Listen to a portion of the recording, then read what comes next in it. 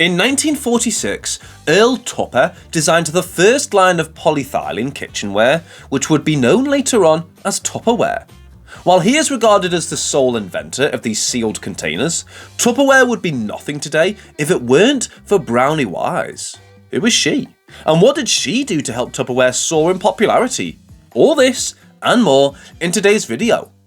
Hello, and welcome to Curiosity Factor, the place where you'll find the most interesting histories and fun facts. Today, we're talking about Tupperware and its road from obscure product to trendy must-have household item.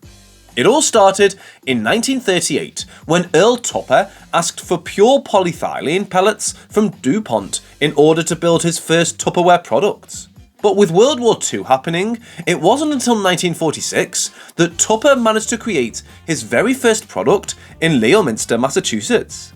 The first plastic containers created by him were marketed as being useful for keeping food in the fridge, as well as being airtight. The Tupperware featured a burping seal that was eventually patented in 1949. When it was first released in 1946, the Wonder Bowl, Tupperware's very first product, it was widely praised by the plastic industry, which has always claimed that consumers needed such quality plastic products. An article in House Beautiful described its sleek, translucent, green and white lines as fine art for 39 cents. That was the original cost of the bowl, which translates to about $5.50 in today's money. Now, a 3-piece set of the Wonderlier bowl, its successor, goes for $35. Elsewhere, Tupperware products were described as featherweight, pliable, and modern. But even though the Wonder Bowl earned design and industry accolades, it wasn't selling in department stores, and neither were Tupperware's other products. They were too different. Plastic was an unfamiliar material in the home. The patented Tupper seal had to be burped before it would work.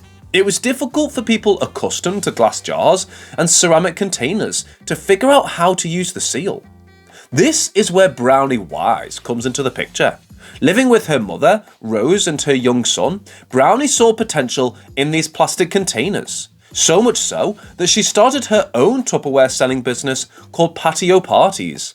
She even managed to recruit women to sell for her.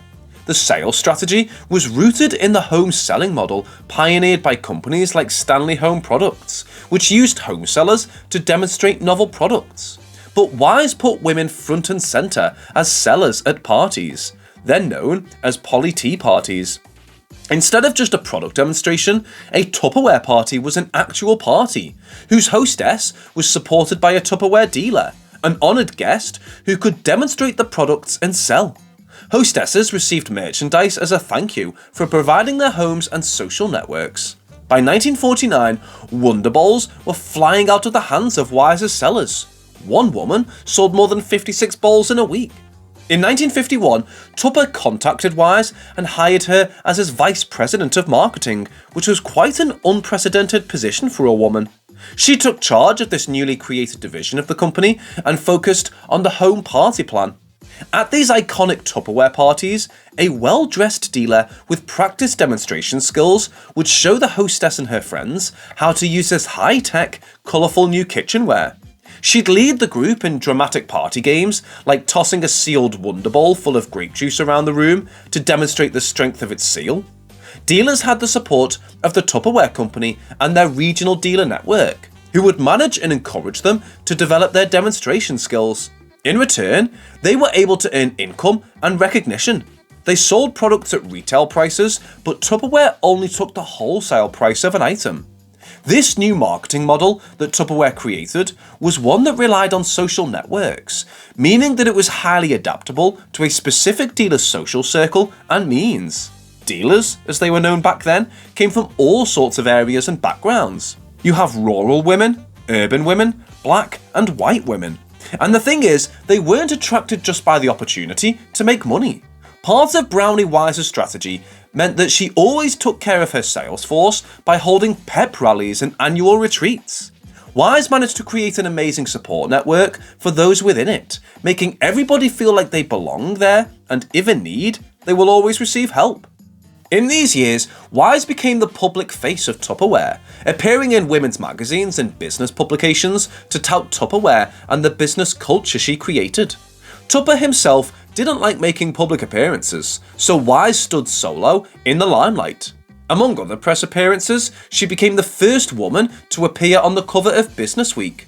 Tupperware in this period has been compared to a religion, with Wise its chief priest. But all good things do come to an end, eventually. While Wise did her best for the business, she oftentimes forgot that Tupper was the creative mind behind the product she was selling, and therefore he should feel valued too. As time went on, she and Tupper fought quite often over company strategy and management. In the late 1950s, when Tupper was looking to sell the company, he realised that it would be quite hard to sell the business with such an outspoken woman at the helm of the sales end. So, in 1958, he and the board of directors fired Wise. She, of course, took them to court for it and received a once-off payout of a year's salary, which was around $30,000. She went on to work at cosmetic companies that used the same kind of home party techniques, but none of them did all that well. Tupper sold the company in early 1958 for $16 million and moved to Costa Rica. Since these events, the new and modern Tupperware company has worked to recognise Wise's huge influence on the success of the plastic containers and even added her to the company's official history. But her larger legacy lies in creating this whole new model of selling products through home parties, which has revolutionised selling for decades to come. Do you think that if Wise and Tupper would have continued collaborating, Tupperware would become even more popular than it already was? Let us know your thoughts in the comments section below. And if you enjoy this type of content and want to learn more fun and interesting facts, make sure to subscribe to our channel and click on the bell icon. Thanks for watching, and we will see you again in our next video.